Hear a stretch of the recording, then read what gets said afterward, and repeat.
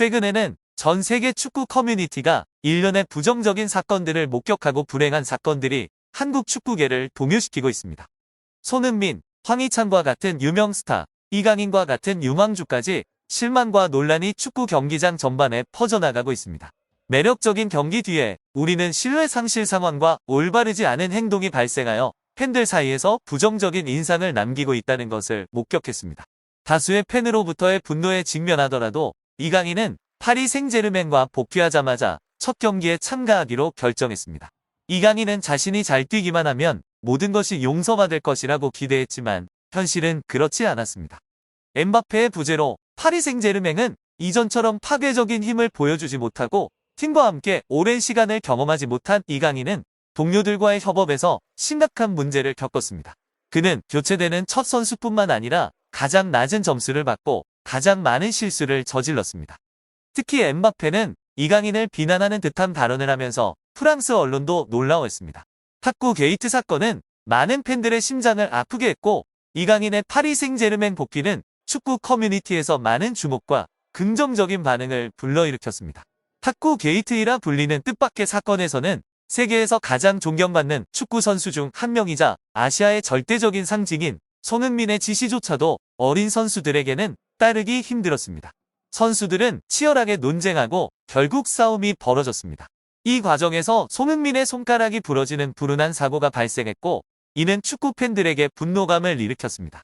특히 호주와의 경기에서 중요한 페널티 상황에서 황희찬은 이강인에게 향한 모욕적인 언사로 논란을 일으켰습니다. 결국 손흥민은 개입하고 젊은 선수를 이끌고 안정시켜야 했습니다. 팀 내 분위기가 나쁘게 흐르고 있었고 선수들은 자신들이 주장의 부상의 원인임을 알고 있었습니다. 그럼에도 불구하고 젊은 선수들은 훈련 세션에서 여전히 웃음과 장난을 즐기며 물병놀이까지 했습니다. 더욱이 반면 경기에서 이강인이 명확한 기회에서 손흥민에게 패스를 전달하지 않았다는 사건은 황인범에 의해 비판받았습니다. 이는 팬들에게 더 큰 실망감을 안겼습니다. 손흥민과 대한민국 국민은 이미 이강인의 공개적으로 사과를 받았지만 24시간이 지난 후에도 그로부터 어떤 메시지도 들리지 않았습니다. 이로써 많은 사람들은 그의 사과의 진정성을 의심하게 되었습니다. 국내 축구 팬들은 외국에서 뛰어난 경기를 펼치며 자신들에게 기쁨을 준 젊은 선수들의 실수에 대해 진심으로 지지하고 공감하고 싶어합니다. 그러나 회개의 부족과 실수를 인정하지 않는 태도가 그들을 가장 실망시키는 일입니다. 많은 선수들은 또한 이강인이 국가대표로 소집되면 보이콧하고 합류하지 않겠다는 의지를 표명했습니다. 대다수의 언론은 이러한 행동을 비난했습니다. 이강인은 전에 한국의 새로운 재능으로 평가되었지만 큰 잘못과 그가 갖고 있던 기회들을 낭비하며 팬들의 실망을 안겨주었습니다. 손흥민의 아버지인 손흥정의 말처럼 재능 없는 선수는 노력을 통해 개선될 수 있고 많은 기회를 얻을 수 있지만 나쁜 인품을 가진 선수는 단 하나의 실수로 모든 것을 잃을 수 있다고 했습니다. 이것은 축구 스타나 뛰어난 운동선수가 되고자 하는 모든 이에게 중요한 교훈입니다. 이러한 발언은 현재의 상황에서 특히 주목받고 있는 젊은 선수들의 올바른 태도와 인품의 중요성을 강조했습니다. 축구 팬들은 젊은 선수의 경력이 망가지는 것을 원치 않으며 이강인이 이러한 실수에서 교훈을 얻고 미래에 더 나아질 수 있기를 희망합니다. 그러나 이강인의 반응은 오히려 사람들을 더 걱정하게 만들었습니다. 렌과의 경기에서 이강인은 다시 파리 생제르맹으로 돌아와 자신의 능력을 표현하지 못했습니다.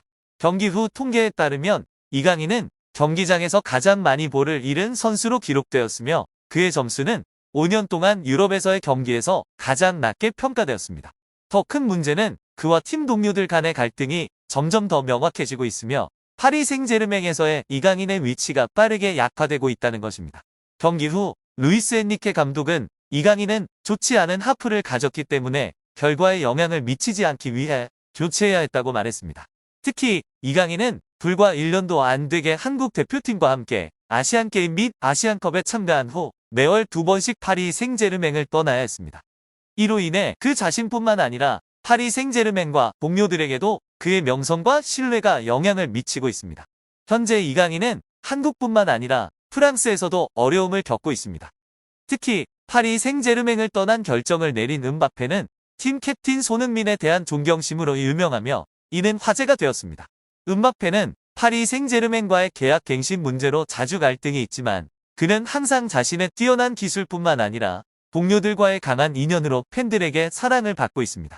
음바페는 항상 국가대표팀 동료들과 팀 캡틴을 존중하며 그들의 의견을 우선시하고 자신의 축구 능력을 필드에서 입증하고 있습니다. 이로 인해 음바페는 최근 이강인의 행동에 대해 깊은 실망을 느끼고 있습니다. 지난 두 경기에서 실망스러운 성적을 거둔 파리 생제르맹 팬들은 현재 이강인이 등장하는 광고를 불매 운동하고 있습니다. 이는 경제적 영향뿐만 아니라 이강인의 정신적 안정에도 영향을 미치고 있으며 현재로서는 장기간이 걸려야만 그가 이 충격을 극복할 수 있을 것으로 보입니다. 프리미어 리그 25라운드에서 또 다른 주목할 만한 사건은 손흥민과 황희찬이 토트넘과 월버햄프턴의 경기에서 나타났는데 결과적으로 월버햄프턴 쪽으로 2대1의 인상적인 승리로 끝났습니다. 토트넘이 패배를 입은 것에도 불구하고 팬들은 오히려 더 기대감을 느끼고 있습니다.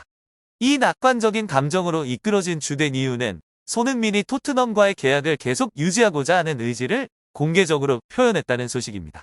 이로써 손흥민뿐만 아니라 다른 선수들과의 계약 연장에 대한 긍정적인 결과가 빨리 이뤄질 것이라는 희망이 높아졌습니다.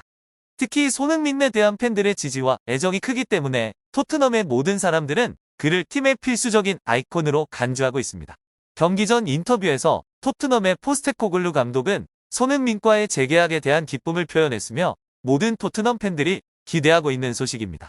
그는 너무 오랫동안 기다리게 만들어 죄송하다고 말했지만 모든 사람, 코칭 스태프에서 선수들까지 모두가 만족하며 새로운 계약은 가능한 빨리 발표될 것이라고 강조했습니다. 새로운 계약에 따르면 손흥민은 연간 620억 원의 기본 급여를 받게 될 것으로 예상되며 보너스 및 수당과 함께 총 4천억 원까지 상승할 수 있습니다. 이는 토트넘의 역사상 가장 높은 계약 중 하나입니다. 주목할 만한 보고서에 따르면 손흥민은 해리 케인보다 2배의 급여 약 3,200억 원을 받을 것으로 예상되며 그는 클럽에서 전설로 취급될 것입니다. 계약 기간에 대해 토트넘은 역사상 처음으로 30세 이상의 선수에게 4년 이상의 계약을 제안했습니다.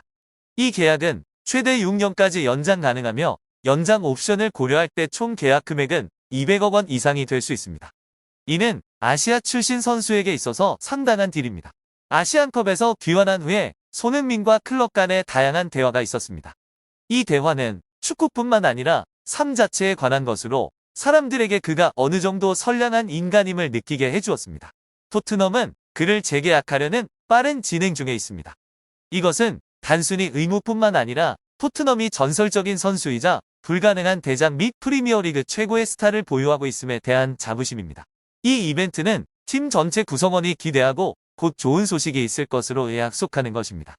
손흥민이 토트넘과 오랜 기간 동안 머물 것이라는 소식은 현지 사회에게 절대적으로 기쁜 소식입니다. 손흥민과의 계약 갱신은 토트넘 팀 내 모든 이에게 큰 힘을 주는 것뿐만 아니라 팬들에게도 향후 함께 건설할 클럽에 대한 큰 기대감을 안겨줍니다. 손흥민의 토트넘과의 미래에 대한 열애는 그의 클럽에 대한 충성심과 열정의 증거일 뿐만 아니라 동료들과 팬들에게 영감의 원천이 됩니다. 축구에서는 실수와 도전을 피할 수 없습니다. 지난 어두운 사건들은 세계 축구 공동체의 혼란과 실망을 가져왔지만 우리는 젊은 선수들도 잘못과 부적절한 행동을 하는 일반인과 다르지 않다는 것을 잊어서는 안 됩니다. 이강인은 논란과 어려움에도 불구하고 뒤로 물러나지 않고 파리 생제르맹과 함께 경기장으로 돌아왔습니다. 즉각적인 용서는 얻을 수 없겠지만 그는 시간과 노력이 필요하며 자신의 명성을 회복하고 자신의 가치를 입증하기 위해 노력해야 합니다.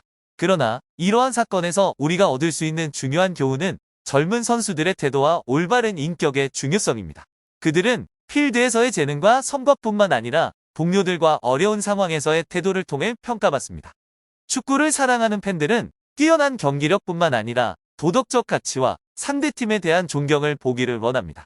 이러한 사건들이 분노와 실망을 일으켰지만 우리는 젊은 선수들도 실수에서 성장하고 배우기 위해 지원과 조언이 필요하다는 점을 고려해야 합니다. 한국 축구의 젊은 스타들이 이러한 쓴 경험에서 교훈을 얻기를 기대해 봅시다.